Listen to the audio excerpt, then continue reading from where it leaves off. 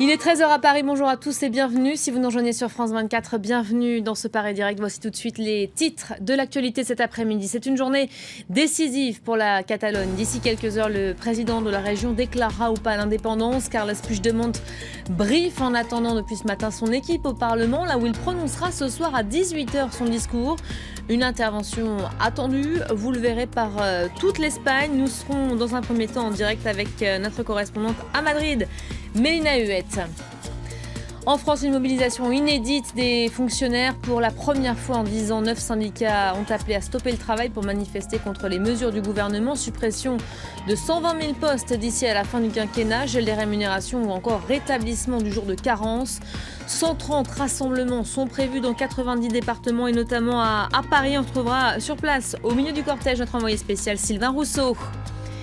Et puis, ces incendies dévastateurs aux États-Unis, le nord de la Californie brûle depuis dimanche soir. Une vingtaine de foyers incontrôlables ravagent la région. 32 000 hectares sont déjà partis en fumée. Le bilan humain est également très lourd, terrible. 10 personnes au moins déjà ont péri.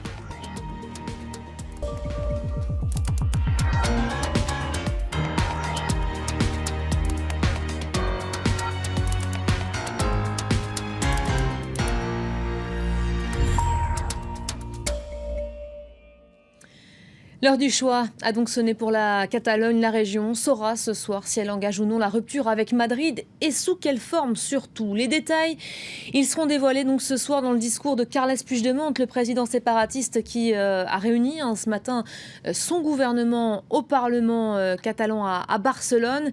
L'épilogue de la crise, il a été fixé à 18 h heure locale, rendez-vous pendant lequel le Parlement se réunira donc pour trancher sur l'avenir de ses administrés.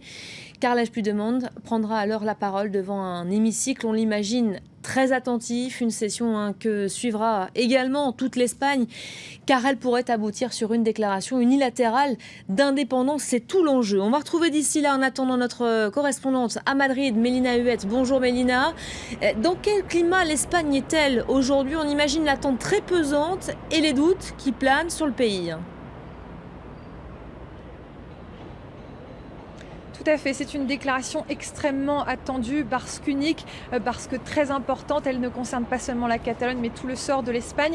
Les premiers concernés, ce sont évidemment ceux qui ont voté pour le oui le dimanche 1er octobre. Ils ont commencé à se réunir très tôt ce matin aux abords du Parlement catalan, à l'appel de deux grandes organisations indépendantistes, l'ANC et Òmnium Cultural, qui ont mis en place deux écrans géants afin que toutes les personnes présentes puissent profiter de chaque moment, de chaque mot de ce discours. Et la question qui est sur toutes les lèvres, c'est celle-ci: est-ce qu'il y aura une déclaration d'indépendance ou simplement une déclaration sur l'indépendance? Une question que l'on retrouve énormément sur les réseaux sociaux, où toutes les théories vont bon train. Il y a notamment une vidéo qui circule d'une conversation prise à la volée par une télévision catalane qui montre différents dirigeants de différents courants, mais toujours chez les indépendantistes, qui montrent des dissensions.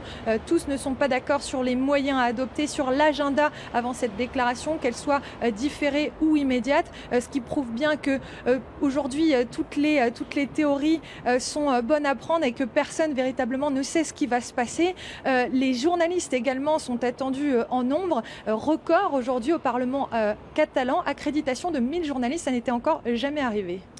Mélina, on sait que Madrid s'est préparé à cette option, la proclamation unilatérale de l'indépendance. Quelle pourrait être la réponse du gouvernement de Mariano Rajoy ce soir ? Mariano Rajoy l'a dit dès ce week-end dans différents entretiens qu'il a accordés à la presse espagnole. Il ne bougera pas d'un poil.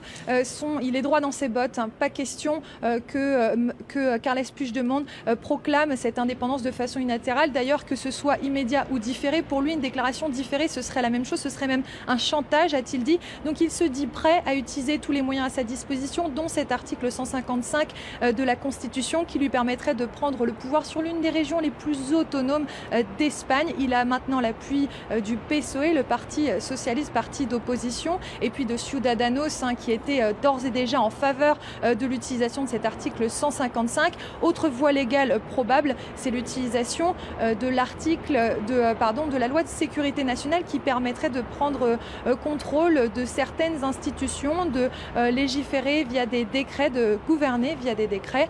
Et donc toutes les options sont envisagées. On sait d'ores et déjà que Mariano Rajoy s'exprimera demain après-midi devant la Chambre basse du Parlement.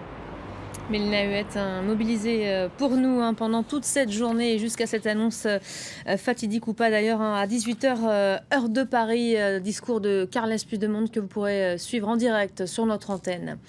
L'actualité en France, c'est cette mobilisation qui promettait d'être forte selon les syndicats. Les fonctionnaires stoppent aujourd'hui le travail à l'appel des 9 fédérations syndicales.